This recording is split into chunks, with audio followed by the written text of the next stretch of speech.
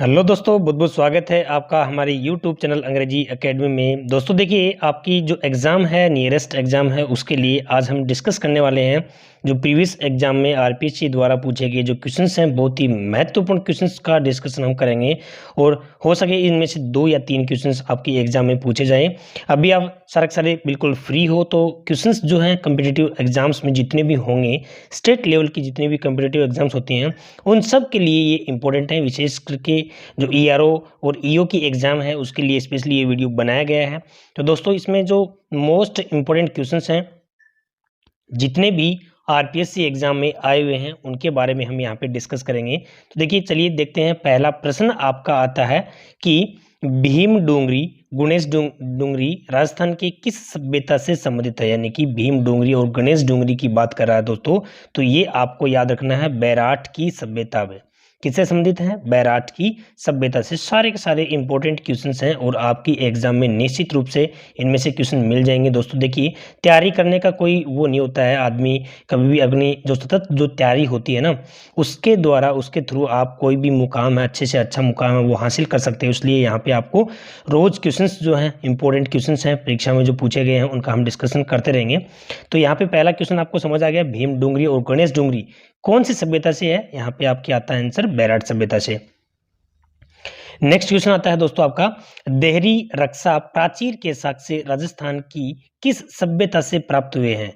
Answer क्या, प्रश्न क्या बना आपका? देहरी रक्षा प्राचीर के साक्ष्य। तो देखिए दोस्तों, यहाँ आपका आता है आंसर कालीबंगा सभ्यता से। ये सभ्यताओं के क्वेश्चंस हैं, ये आपको अच्छे से याद रखने हैं। तो दोनों क्वेश्चन आपको तैयार हो गए। नेक्स्ट आता है प्रतिहार वंश का अंतिम शासक। तो दोस्तों यहाँ प्रतिहार वंश का अंतिम शासक कौन था? यशपाल। क्या बना इसका क्वेश्चन का आंसर? ए बन गया है। ठीक है दोस्तों। नेक्स्ट आता है आपका, आमेर राजा बिहारी मल की पुत्री का विवाह अकबर के साथ कहाँ हुआ पे? देखिए दोस्तों, यहाँ पे ये काफी बार पूछा गया क्वेश्चन है, सांबर। इसका आंसर क्या हो गया? सांबर हो गया। नेक्स्ट है, राजस्थान में चुंगी तीर्थ स्थित है। तो दोस्तों यहाँ पे चुंगी तीर्थ है वो जैसलमेर में स्थित है। नेक्स्ट आता है, चंपारण की संधि किन राज्यों के बीच हुई थी? तो चंपारण जो है वो काफी बार ये वाला प्रश्न भी आया हुआ है। तो इसका आंसर क्या बन गया? मालवा और गुजरात। चंपारण की जो संधि हुई थी वो मालवा और गुजरात के शासकों के बीच में हुई थी। नेक्स्ट आता है दोस्तों, लाल नाथ जी, नेक्स्ट चोखनाथ जी, स्वाईदास जी, ये संत किस संप्रदाय से संबंधित हैं? तो दोस्तों ये संत जो हैं वो जसनाती संप्रदाय के हैं। ये भी वेरी इंपॉर्टेंट क्वेश्चन है। लालनाथ जी, चोखनाथ जी, स्वाईदास जी, इनके संप्रदाय पूछे हैं तो ये जसनाती संप्रदाय के संत हुए हैं। ठीक है। नेक्स्ट है, राजस्थानी चित्र शैली विशुद्ध रूप से भारतीय है, ऐसा किसने कहा था? तो विशुद्ध रूप से भारतीय है ऐसा किसने कहा था? मनोहर स्वामी ने कहा था। ठीक है। मारवाड़ राव प्रगणरी विगत। दोस्तों ये जो ग्रंथ है वो किसके द्वारा लिखा गया है? मोहनोत नैन्सी के द्वारा।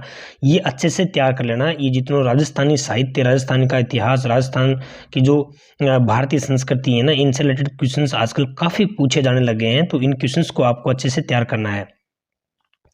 नेक्स्ट आता है दोस्तों, राजस्थान में बूढ़ी तीज मनाई जाती है। राजस्थान में बूढ़ी तीज है वो कहाँ की कब मनाई जाती है? तो इसमें आता है भाद्रपद कृष्ण तृतीया को। ए ऑप्शन हो जाएगा, भाद्रपद कृष्ण तृतीया को। राजस्थान राज्य प्राच्य विद्या प्रतिष्ठान स्थित है, ये वाला राज्य प्राच्य विद्या प्रतिष्ठान। तो दोस्तों ये जोधपुर के अंदर है, आपका बी आंसर हो जाएगा इसमें। नेक्स्ट है, टोडगढ़ को राजस्थान में कब सम्मिलित किया गया? ठीक है, टोडगढ़ को 1956 में राजस्थान में सम्मिलित किया गया। तो ये भी अच्छा क्वेश्चन बन रहा है। राजस्थान में 13 पंथ के प्रवर्तक रहे हैं। तो 13 पंथ के प्रवर्तक कौन रहे हैं दोस्तों? यहाँ आपका आंसर आता है भिखंड जी। बहुत इंपॉर्टेंट क्वेश्चन है ये। तो इसका क्या हो जाएगा? डी आंसर हो जाएगा। उसको अच्छे से तैयार कर लेना। अनमोल विवाह है, बाल विवाह निषेध अधिनियम सबसे पहले अलवर रियासत ने किस वर्ष बनाया? तो यहाँ पे आपका जो आंसर आता है वो 10 दिसंबर 1903 को अनमोल विवाह और बाल विवाह निषेध अधिनियम बनाया था।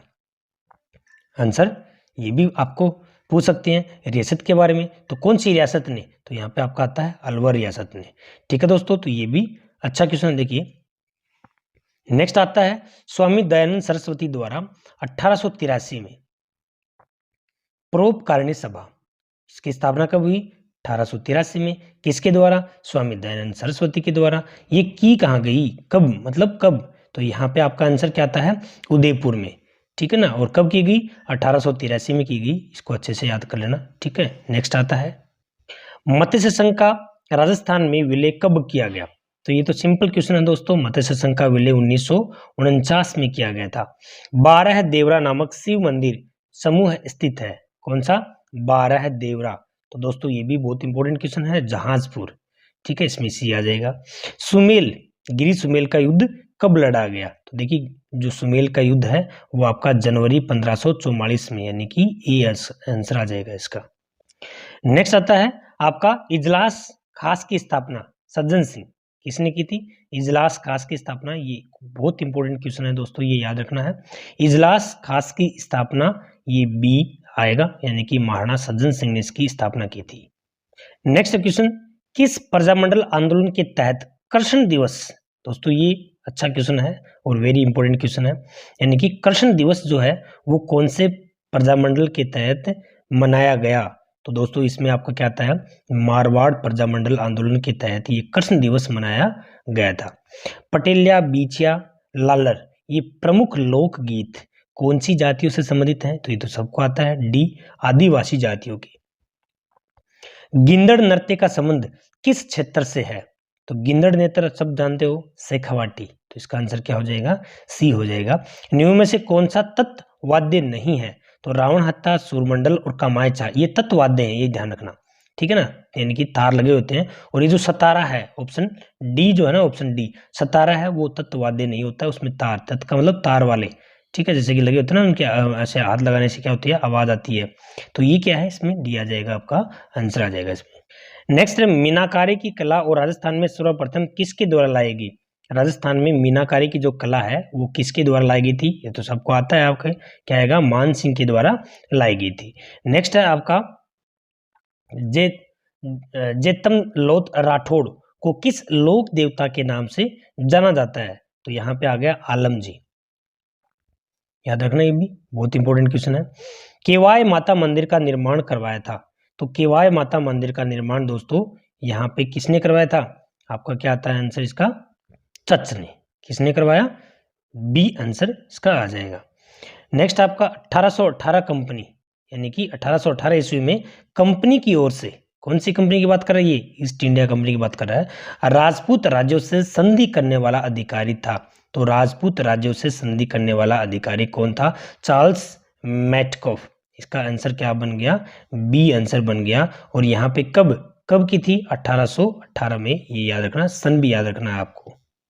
नेक्स्ट है राजपूतों को होणों की संतान बताया था। किसने बताया था दोस्तों? वी.ए. स्मिथ ने राजपूतों को होणों की संतान बताया था। ये अच्छा याद करने वाला क्वेश्चन है। अशोक परमार को ऊपर माल की जागीर किसके द्वारा प्राप्त हुई थी? तो महाराणा सांगा के द्वारा। किसके द्वारा हुई? महाराणा सांगा के द्वारा, ठीक है। नेक्स्ट आता है दादू पंथ का अधिकांश साहित्य किस बोली में लिपिबद्ध है? तो दादू पंथ का अधिकांश जो साहित्य लिखा गया है वो देखिए, जो आपका जयपुर वाला आता है वो है, तो उसमें कौन सी बोली होती है? ढूंढाड़ी, ठीक है दोस्तों। तो इसमें क्या आ गया? आपका डी आंसर आ गया। नेक्स्ट है राजस्थान को कितने भौतिक विभागों में विभक्त कर सकते हैं? तो राजस्थान को 4 भौतिक विभागों में अपन क्या करते हैं? भौतिक प्रदेश है उनको 4 भागों में बांटते हैं इनको। नेक्स्ट क्वेश्चन है दोस्तों, बहुत ही इंपॉर्टेंट क्वेश्चन है। पश्चिमी मरुस्थलीय क्षेत्र का क्षेत्रफल लगभग कितना है? तो पश्चिमी मरुस्थलीय क्षेत्र का क्षेत्रफल है वो दोस्तों यहाँ पे आता है 1,75,000 वर्ग किलोमीटर। और बहुत ही इंपॉर्टेंट क्वेश्चन है, ठीक है दोस्तों, ये अच्छे से इसको याद कर लेना। अरावली प्रदेश का भाग नहीं है। तो अरावली प्रदेश का भाग है वो देखिए विंध्यखंड है ना, ये नहीं है, बाकी सारे क्या है? अरावली प्रदेश के भाग है। पूर्वी बेसिन मैदान का भाग नहीं है, ठीक है, उसमें तो अरावली पूछा ऊपर वाले में, तो उसमें क्या पूछा है? पूर्वी बेसिन। तो इसमें लूनी बेसिन जो है ना वो पूर्वी बेसिन का नहीं है, ये याद रखना। बालू का स्तूपों का प्रकार नहीं है। बालू का स्तूप तो बालू का स्तूप जो है ना वो इंसलबर्ग ये नहीं है, बाकी ये सारे के सारे क्या हैं, बालू का स्तूप है ये। नेक्स्ट है लूनी की सहायक नदी नहीं है, तो लूनी की सहायक नदी है वो मेंढा नहीं है, बाकी जोजड़ी, सूखड़ी और गुइया ये लूनी की सहायक नदियां हैं। जालोर सिवाना की पहाड़ियां बनी हैं, तो जालोर और सिवाना की पहाड़ियां किससे बनी है, जालोर ग्रेनाइट और रायोलाइट, ये याद रखना दोस्तों, ये भी बहुत अच्छा क्वेश्चन है। जालोर ग्रेनाइट से निर्मित पहाड़ियां होती हैं, तो जालोर और ग्रेनाइट से मिली हुई जो पहाड़ियां होती हैं वो कौन सी होती हैं, गुंबदाकार होती हैं, ये इनके आकार की बात कर रहा है। न्यू में से अंतर पर्वतीय मैदान नहीं है, ठीक है दोस्तों, अंतर पर्वतीय मैदान नहीं है, तो इसमें आपका क्या आ गया, कपासन है वो क्या नहीं है, अंतर पर्वतीय मैदान नहीं है, बाकी ब्यावर, अजमेर और पिनसांगन है। नेक्स्ट क्वेश्चन है सेंदड़ा स्टेशन के पास चट्टानें किस आकृति में पाई जाती हैं, यानी सेंदड़ा स्टेशन के पास जो चट्टानें हैं वो सर्पाकार, सी ऑप्शन आएगा इसमें, सर्पाकार आकृति में पाई जाती हैं। कुंभलगढ़ और गोगुंदा के बीच की जो पहाड़ियां हैं उनको क्या बोलते हैं दोस्तों, तो ये तो सबको आता है, भोराट का पठार है वह गोगुंदा और कुंभलगढ़ की जो पहाड़ियां ना, तो बीच जो पठार है उसको हम क्या बोलेंगे, भोराट का पठार बोलेंगे। गुरु शिखर की सबको आता है 1727 है। नेक्स्ट है आपका जैसमंद झील के पूर्व में पठार स्थित है, जैसमंद झील जो है उसके पूर्व में कौन सा पठार है, तो ये तो सबको आता है दोस्तों, कौन सा है, लासड़िया का पठार है, ठीक है।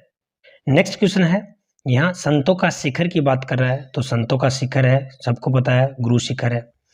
चूलिया जलप्रपात किस नदी पर स्थित है, चूलिया जलप्रपात है वो चंबल नदी पर है। छप्पन का मैदान किनके बीच स्थित है, तो दोस्तों छप्पन का मैदान है वो प्रतापगढ़ और बांसवाड़ा उनके बीच में स्थित है। दक्षिणी पूर्वी पठार के दो भाग हैं, कौन से के, दक्षिणी पूर्वी पठार के दो भाग हैं, तो वो कौन कौन से हैं, ऊपरमाल का पठार और भोराट का पठार, ये वेरी वेरी इंपॉर्टेंट क्वेश्चन दोस्तों, तो इसको अच्छे से याद कर लेना। ऊपरमाल का पठार है मिल जाता है, तो ऊपरमाल का पठार है वो विंध्या का पठार है उससे मिलता है, तो यहाँ पे ए आंसर हो जाएगा इसका। नेक्स्ट है राजस्थान की प्री कैम्ब्रियन चट्टानों का आधारभूत वर्णन किया है, किसने किया है दोस्तों, यहाँ पे आधारभूत A.M. हेरोन ने किया है, ठीक है, तो इसमें ए आंसर कर लेना। अरावली पर्वत का प्रकार है, तो दोस्तों अरावली पर्वत है वो अवशिष्ट, ठीक है, इसका क्या जाएगा, बी आ जाएगा। नेक्स्ट है क्वेश्चन बाप बोल्डर्स युग से संबंधित है, तो इसमें आपका क्या जाएगा, कार्बोनिफरस, सी आंसर होगा। राजस्थान में कौन सी जलवायु नहीं पाई जाती, तो राजस्थान में कौन सी जलवायु नहीं पाई जाती, ध्रुवीय जलवायु नहीं पाई जाती है, इसका डी आंसर आपको करना है। नेक्स्ट है राजस्थान के दक्षिण में होकर गुजरती है, तो राजस्थान के दक्षिण में होकर गुजरती क्या है, कर्क रेखा गुजरती है, और कर्क रेखा किस जिले से होकर गुजरती है, तो देखिए यहाँ आपका आंसर जो ऑप्शन में दे रखे हैं उसके अकॉर्डिंग क्या आ जाएगा आंसर इसमें, डूंगरपुर, वैसे क्या होते हैं, डूंगरपुर बांसवाड़ा, तो अगर आता है ना तो डूंगरपुर बांसवाड़ा दोनों ही इसमें। वर्षा ऋतु में मानसून हवाओं की दिशा होती है, तो वर्षा ऋतु में मानसून हवाओं की दिशा क्या होती है, दक्षिण पश्चिम से उत्तर पूर्व, कहाँ पे होती है, दक्षिण पश्चिम से उत्तर पूर्व होती है। नेक्स्ट है कोपेन ने जलवायु प्रदेशों के वर्गीकरण का आधार माना है, तो कोपेन ने क्या माना भाई, वनस्पति माना है, और वर्षा को जलवायु प्रदेशों के वर्गीकरण का आधार माना है, वर्षा को किसका आधार माना है, तो इसमें क्या आ जाएगा, थॉर्नवेट ने, ठीक है, तो ये दोनों ऑप्शन है, दोनों जो है ना स्टेटमेंट है और ये आपको अच्छे से याद रखने हैं। BWSW से अभिप्राय है, तो देखो दोस्तों ये जो BWSW जो है ना वो क्या है आपका, शुष्क उष्ण कटिबंधीय मरुस्थल के बारे में है, तो ये भी काफी बार रिपीट होता है, ये वाला क्वेश्चन है, ये आपको अच्छे से इसको तैयार कर लेना है।